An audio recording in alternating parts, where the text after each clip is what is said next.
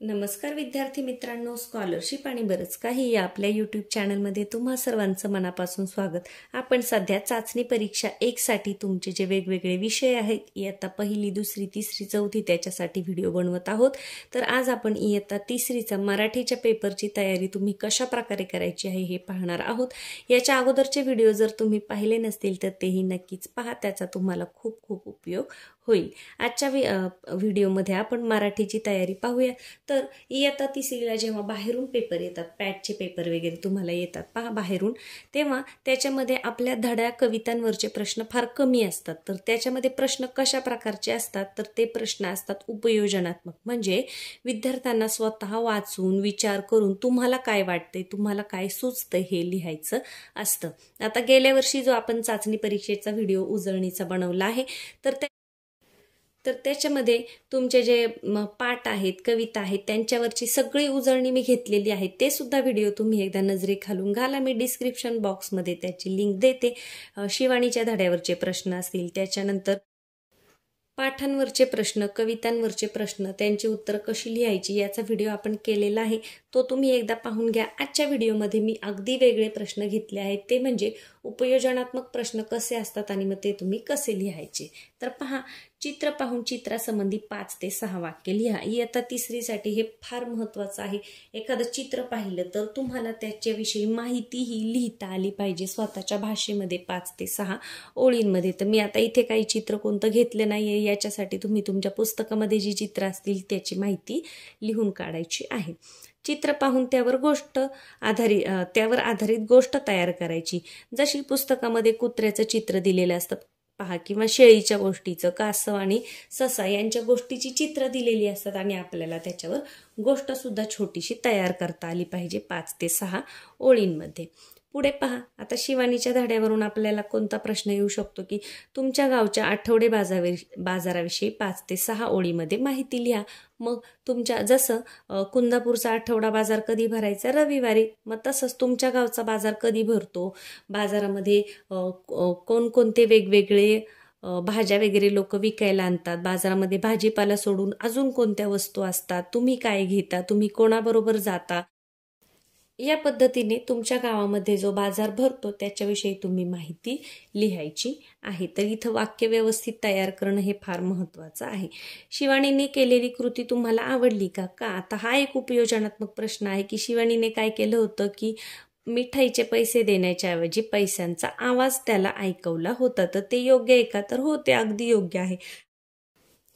शिवानी ही मिठाईवाल्याला अगदी न घाबरता तिने बरोबर त्याला जशास तसे उत्तर दिलेले आहे की मिठाईच्या वासाऐवजी तिने फक्त पैशांचा आवाज त्याला ऐकवला. यातून तिची चतुराई सुद्धा आपल्या लक्षात येते.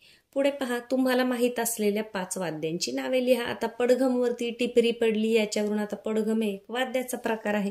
तर तुम्हाला माहीत असलेल्या 5 वाद्यांची नावं लिहायची. मग तुम्ही काय लिहू शकता पहा, इथे तबला लिहू शकता, तबला. अजून कोणते माहिती आहेत तुम्हाला पहा, वाद्य, वीणा लिहू शकता, तबला आहे, वीणा आहे, त्याच्यानंतर गिटार, इंग्लिश मधली नावं सुद्धा लिहू शकता, गिटार लिहू शकता,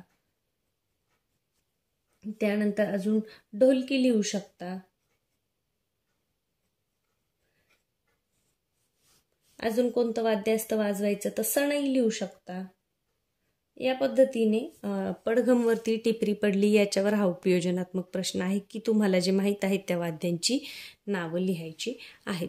यानंतर व्याकरणवर सुद्धा तुम्हाला इयत्ता तिसरीमध्ये भरपूर असे प्रश्न आहेत. तर पुढील शब्दांसाठी प्रत्येकी 2 समानार्थी शब्द लिहायचे. आता मी इथे लिहून दिले. तर ढग, ढगला काय आहे, मेघ आहे, जलद आहे, वीजला काय आहे समानार्थी शब्द, चपला आहे, विद्युत आहे, जलला पाणी आहे, उदक आहे, धरतीला धरणी, जमीन, धरा, रसा, खूप सारे शब्द आहेत धरतीला.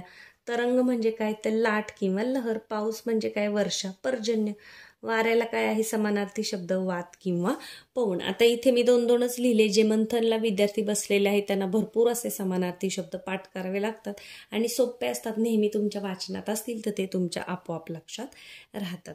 पुढे पहा, तुम्हाला माहीत असलेले नादमयी शब्द लिहा. जसे कडकड, खडखड, मग तसे तुम्हाला जे कवितेत ज्या पद्धतीने दिले ते असे आवाजदर्शक शब्द इथे तुम्हाला लिहायचे आहेत.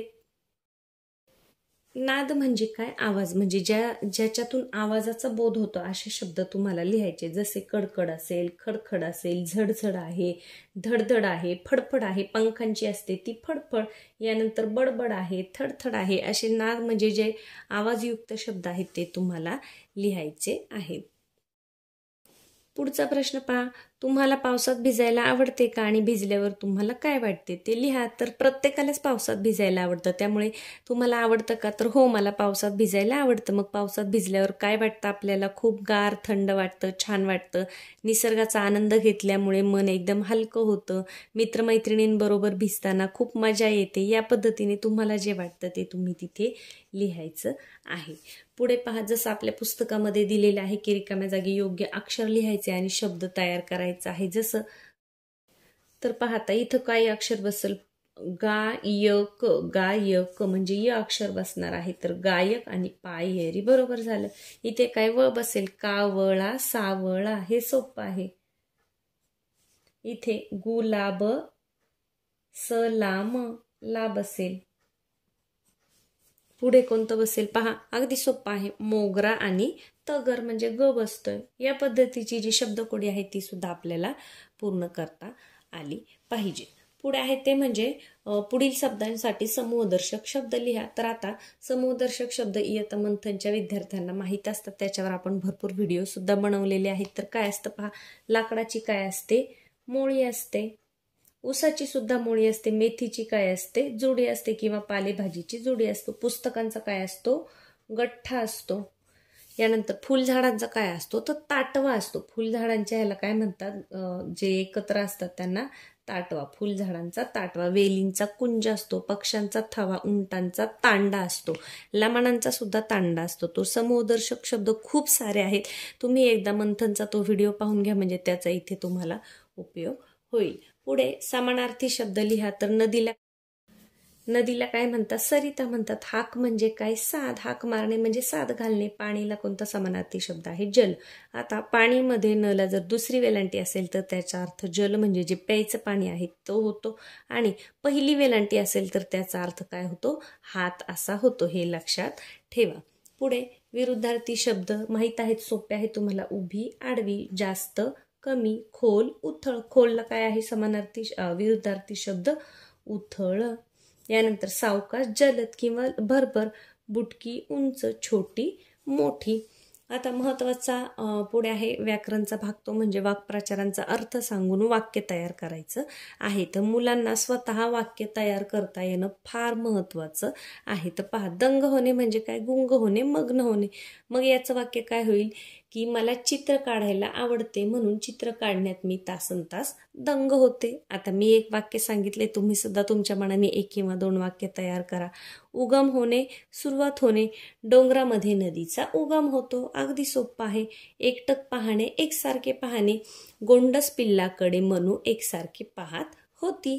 या पद्धतीने वाक्प्रचाराचा अर्थ सुद्धा आला पाहिजे. त्याच्यावरून स्वतःहून वाक्य तयार करण्याची सवय लागली पाहिजे.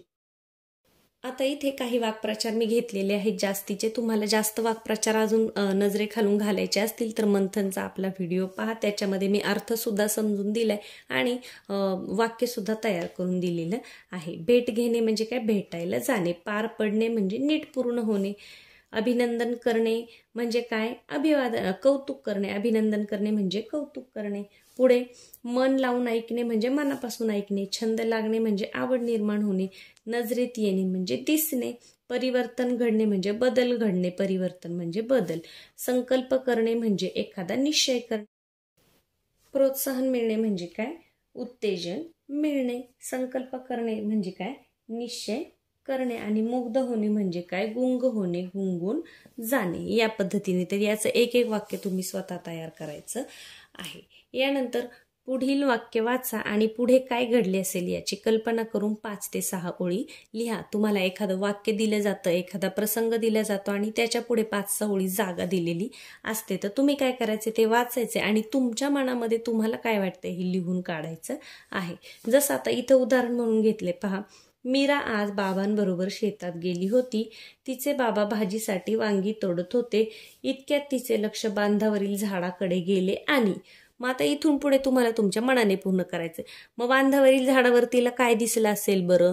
तुम्ही असं सुद्धा लिहू शकता की झाडावर खूप छान छान मोठे मोठे आंबे लागलेले होते, त्यातला एक आंबा पिकला होता आणि एक पक्षी बसून तो आंबा खात होता, असं तुम्ही तुमच्या मनाने लिहू शकता. किंवा मग झाडावर एका पक्ष्याचं घरटं होतं आणि त्याच्यामध्ये छोटी छोटी पिल्लं होती.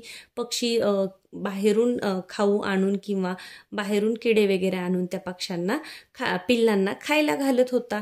आणि मग तिने मीराने काय केलं, बाबांना तिकडे दाखवलं आणि मग बाबांनी त्यांची थोडीशी माहिती सांगितली. असं तुम्ही तुमच्या मनाने तुम्हाला जे वाटते, आता इथे प्रत्येक मुलाचं उत्तर वेगळं येईल, तर तुम्ही तुमच्या मनाने विचार करायचा, कल्पना करायची आणि ती 5 ते 6 वाक्य पूर्ण करायची आहे.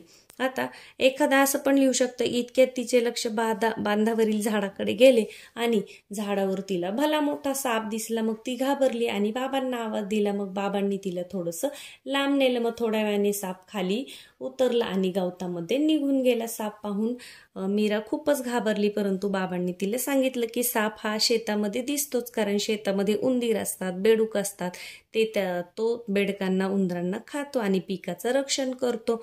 असं सुद्धा तुम्ही तुमच्या मनाने लिहू शकता.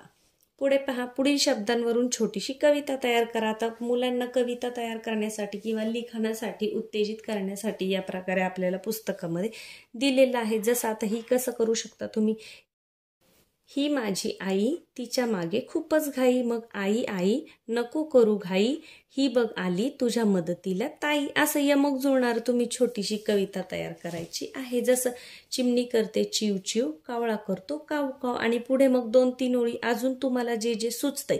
अगदी काही वेळा तुमचं यमक जरी जुळालं नाही, पण तरी तुम्ही त्या दिलेले ज्या ओळी आहेत त्याच्या अनुषंगाने 1-2 ओळी लिहिणं महत्त्वाचं आहे. याच्यातून काय होतं, काही मुलांना जर खरंच लिहिण्याची म्हणजे त्यांच्यामध्ये प्रतिभा असेल तर मग हळूहळू ते खूप छान असं लिहायला लागतात. तर या पद्धतीने इयत्ता 3रीचा जो पेपर असतो, बऱ्याच वेळा पेपर बाहेरून येतात, तर हे जे पेपर असतात त्याच्यामध्ये उपयोजनात्मक प्रश्न भरपूर असतात आणि उपयोजनात्मक प्रश्नांमध्ये तुम्हाला स्वतःला विचार करायचा असतो एखाद्या प्रसंगावर, एखाद्या गोष्टीवर, आणि मग तुम्हाला ते वाक्यांमध्ये व्यवस्थित लिहायचं असतं.